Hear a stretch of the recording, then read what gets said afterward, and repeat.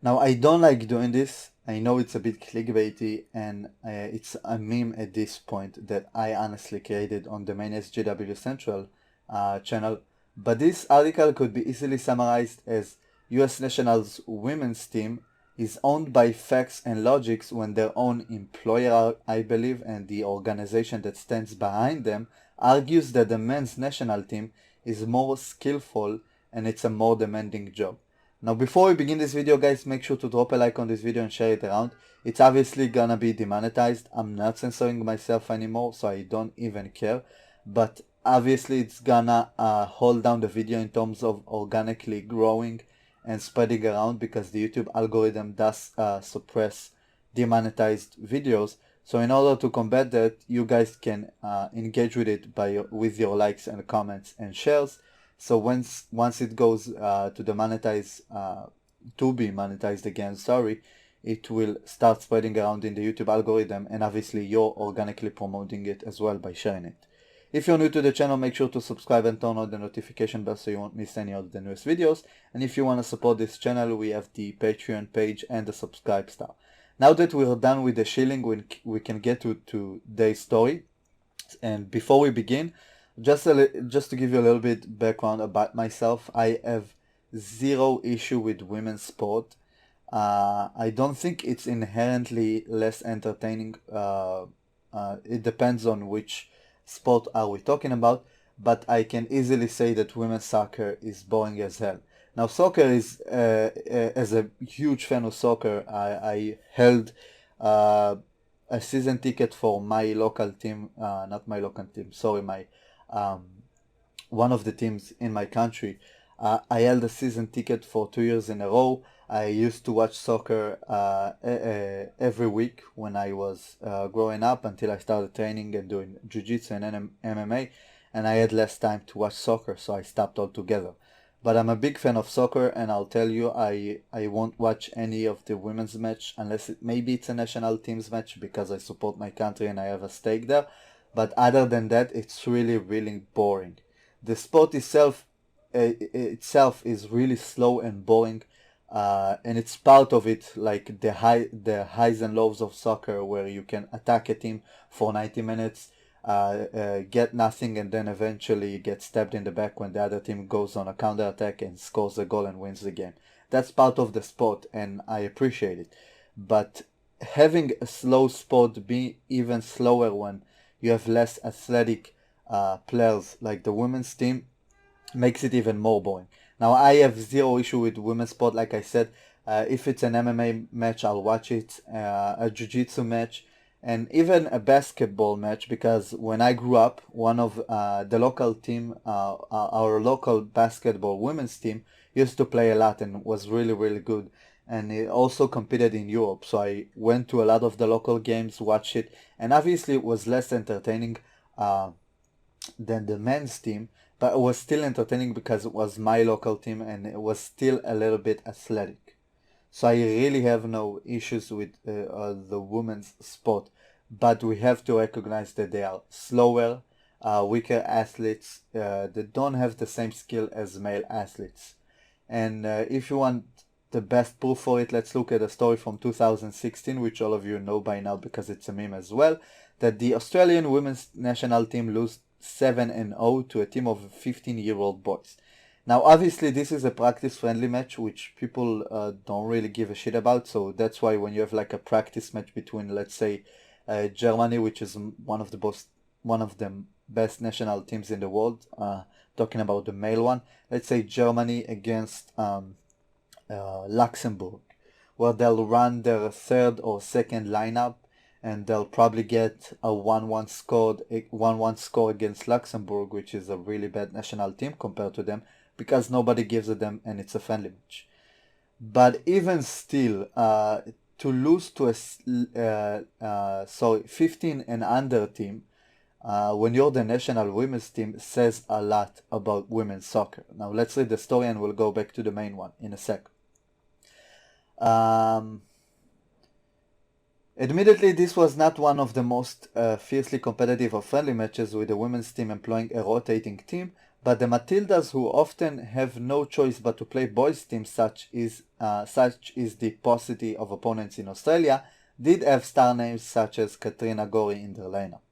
Assistant coach of women's side Gary Van Egmond admitted his side, who were without their overseas-based players, had been taken by surprise.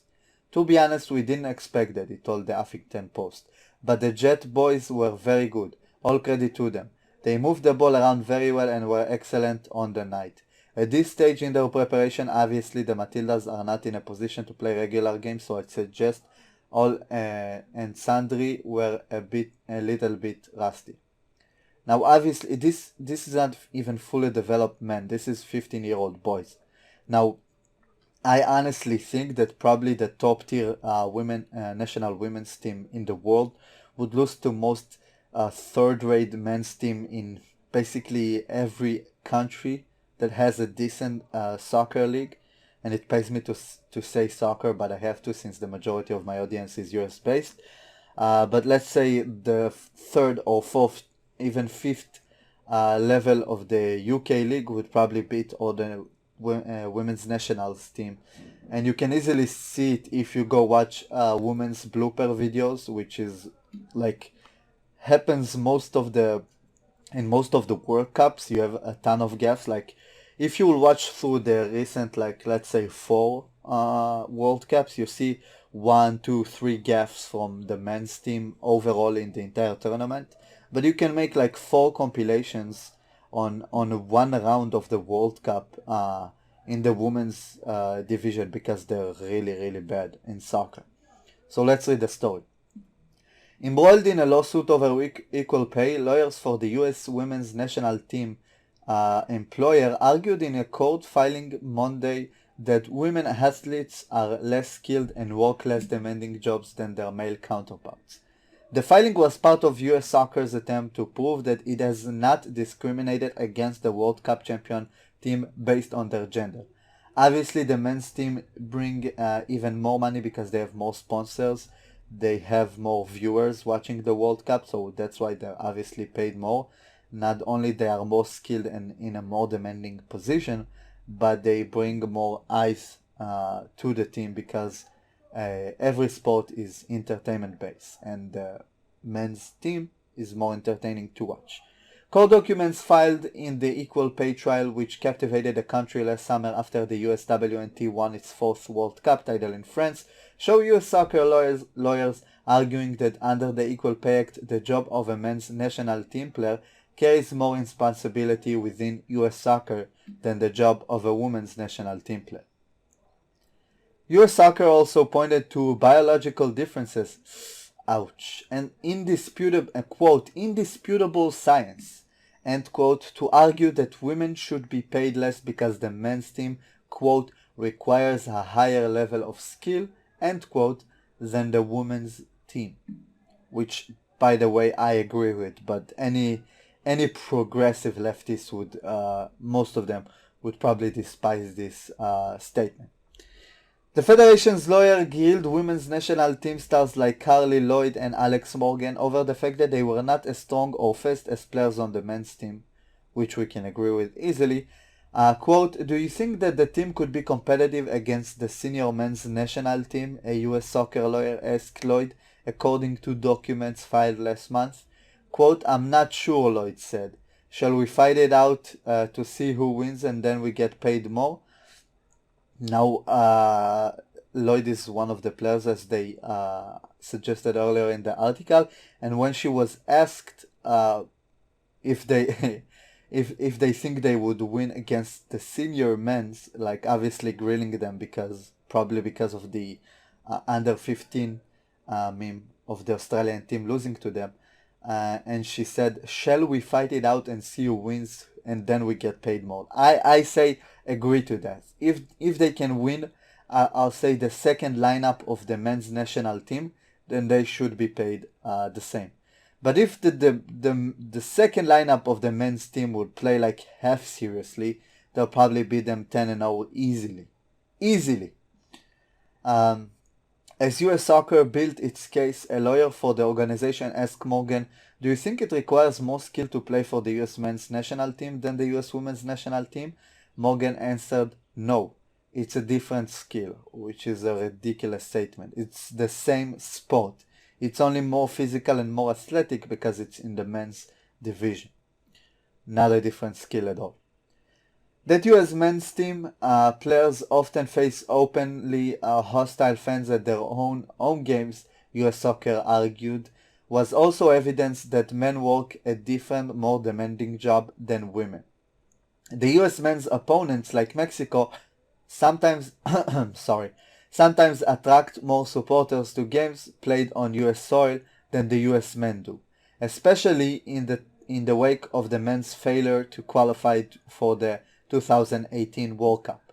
With a jury trial looming in May, the gulf between the USWNT and its employer appears wider than ever. The US women are asking for some $67 million in back pay for what they claim is US Soccer's violation of the Equal Pay Act. Now, the Equal Pay Act, I think, basically says that you're not supposed to discriminate based on any, let's say, protected class status, or you can't discriminate based on gender, race, religion, and things like that, which is obviously reasonable. It's reasonable when you do the same work and work the same job, but in this case they only work not even the same job because it's different teams, and they don't do the same work. The men's team obviously have to go through more grueling training camps. They have to face way tougher opponent, and eventually they get on the big screen where more people watch them, unlike the women's team. So I'm not gonna read the rest of the story. It's not interesting. I'll love to hear your opinions in the comments. Sorry for the short break I took. I didn't have much time to post any videos, but I'm back. And I'm glad it's this story because they obviously won't win against the male team, and they won't do it because they know they will lose. And if they don't know, they've been really, really brainwashed by the industry, the entertainment industry that taught them that they can do anything.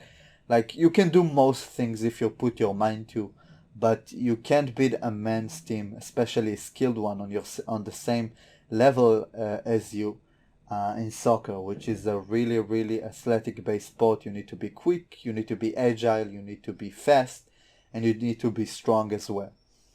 So yeah, I'd love to hear your opinions in the comments, guys. Like I said, this is not a solely skill-based sport like MMA and martial arts, which rely more on technique. Obviously, strength and athleticism have a part in them, but you can easily see jiu-jitsu matches or even MMA matches won by a smaller opponent, even though they're quote-unquote the same weight class, because they're more skilled at their sport, which is why we saw Fallon Fox, who's a notorious transgender MMA fighter that pounded on women and eventually ran into a skilled women fighter, and she kicked her, quote, her ass. So yeah, soccer is a whole different story. So this message on my phone is my cue to leave. Thank you guys for watching. Don't forget to subscribe and turn on the notification bell. Drop a like on this video, comment, and support us on Patreon and Subscribe Star if you wish to. I'll see you in the next video. Peace.